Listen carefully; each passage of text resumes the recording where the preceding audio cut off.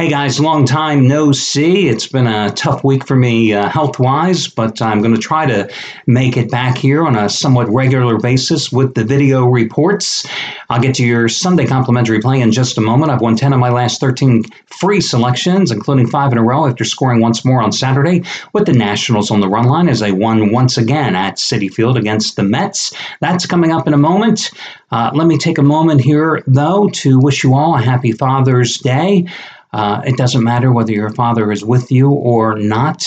In my case and in my wife's case, our fathers have been gone for a number of years. My dad passed away over 5.5 years ago. My wife's father passed away over 17 years ago. But listen, you have those memories and you relish those memories. And I hope that is certainly the case if your father has passed away as well. But, Father's Day for me is one of those holidays that has kind of a dual meaning. And the analogy I would place on it would be something similar to Christmas, because when you're young, Christmas is all about you.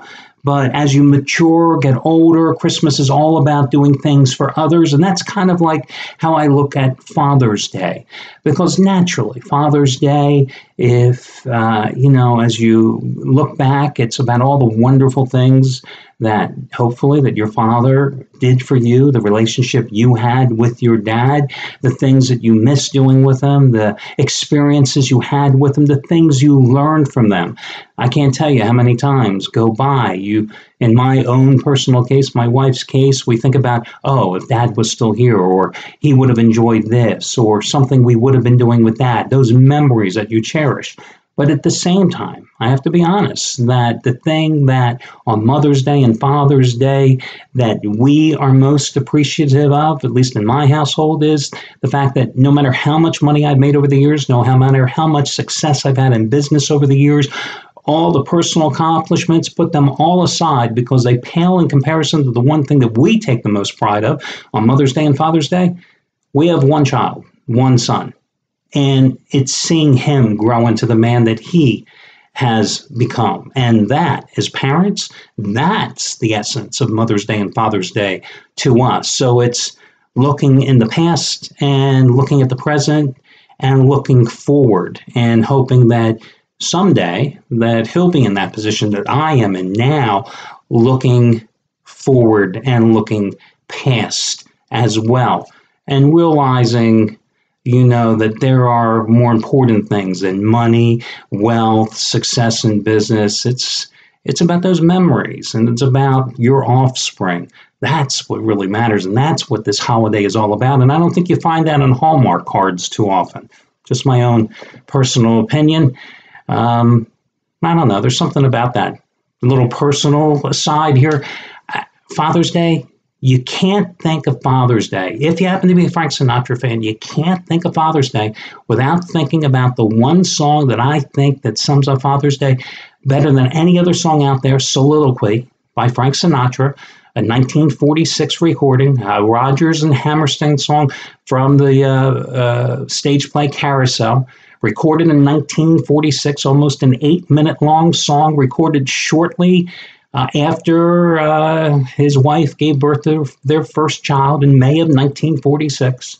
And if you're familiar with the song, you know it. And that the emotion that he sings it with. My father was a huge Sinatra fan. I grew up, of course, listening to Sinatra every Sunday morning. If you happen to be from the Philadelphia area, you are familiar with Sinatra, Sid Marks, Sunday with Sinatra. Listened to it all growing up when I was a kid. I listened to it. My son is a huge Sinatra fan since the time he was a teenager as well. Just so funny. But if you've ever heard that song, it's the perfect song on Father's Day. I'll just stop there.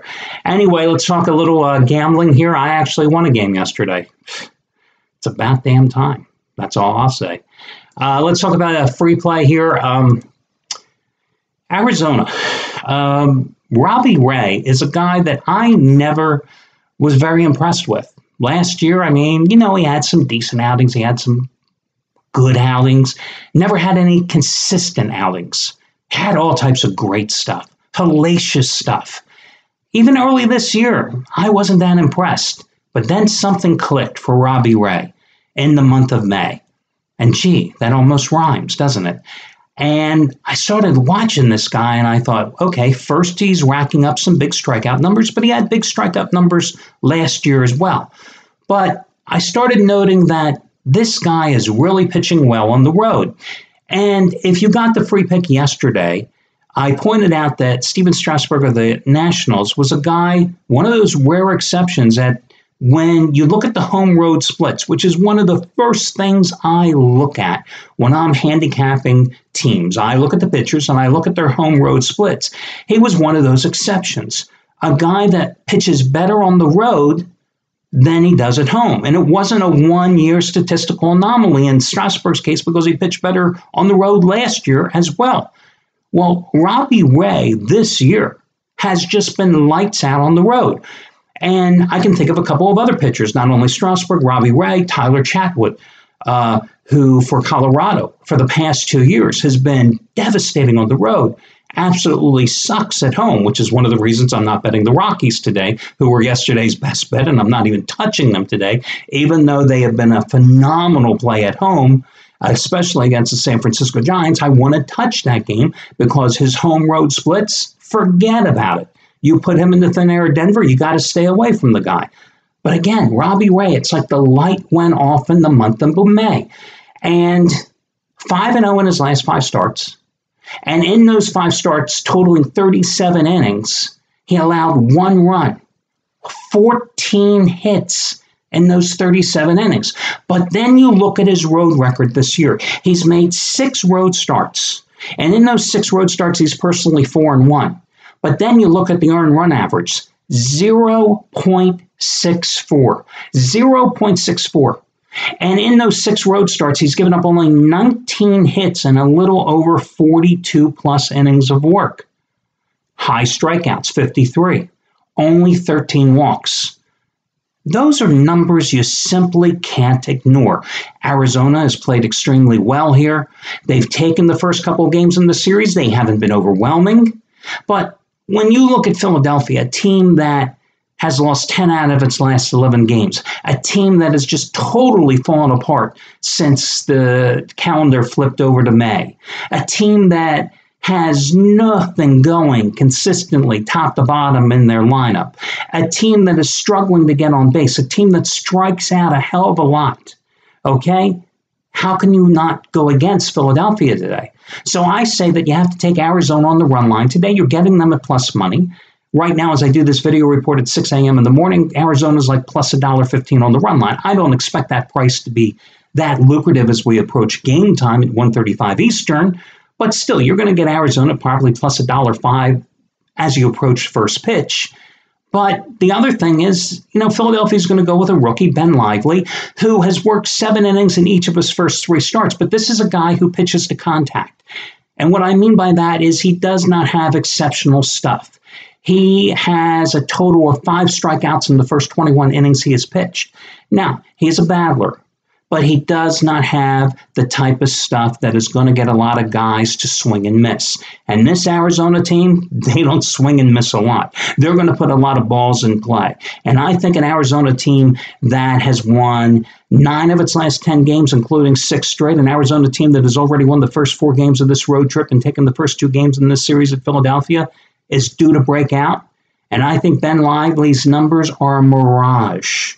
I think he's gotten by in his first 3 starts, but I think he's not going to be able to shut down and hold this Arizona lineup in check. And with the way Robbie Ray is pitching, I don't think Philadelphia is going to get many hard hit balls today. This is a swing and a miss type of team. Wouldn't surprise me to see Robbie Ray get a high number of strikeouts today. Philadelphia, their one win was a 1-0 win in their last 11 games against Chris Sale on on Thursday night. That's an anomaly. Just one of those freakish things. I don't think they can beat Robbie Ray today. So I'm going to go with Arizona in this particular spot. The other play I like today, I like the White Sox, plus $1.60 at Toronto. Now, James Shields is going to be making his first start since going on the disabled list 2 months ago with a strained lat. That was back on April 21st. This is only going to be his 4th start of the season. He made 3 minor league rehab starts at AAA Charlotte, the last of which he worked 5 innings through 90 pitches on Tuesday night. That's a pretty good outing. But This is a team, Toronto, that Shields has always pitched exceptionally well against. In his career, he's 12-6 with a 3.28 earned run average in 24 career starts against Toronto. And in 10 starts, his last 10 starts against them, he's 6-1 with a 2.14 ERA. Now, he's taking on J.A. Happ, a 20-game winner for the Blue Jays last year, who's making only his 4th start since coming off the disabled list after a month-long stint on the sidelines because of elbow inflammation. His last start last Sunday was a pretty good one at Seattle, 6 shutout innings. But the question is whether or not he's totally healthy, or was that a good pitching performance, or was it the fact that Seattle's been in such an offensive slump? The fact is this, however. The White Sox are playing well right now. They've won 6 straight at the Rogers Center in Toronto. They've won 5 straight overall in the series this season. They've won 9 of the last 10 games in the series going back to last year. They've won 5 of their last 6 games overall, and they've scored 43 runs in that 6-game stretch. That's why I like the White Sox plus $1.60 in this spot. Of the 2 picks, I like the Diamondbacks on the run line more, but I just can't ignore the White Sox at that plus money price. So those are your 2 free selections for Sunday. I wish you well, guys. Enjoy the day, and I'll talk to you again on Monday when we do this one more time.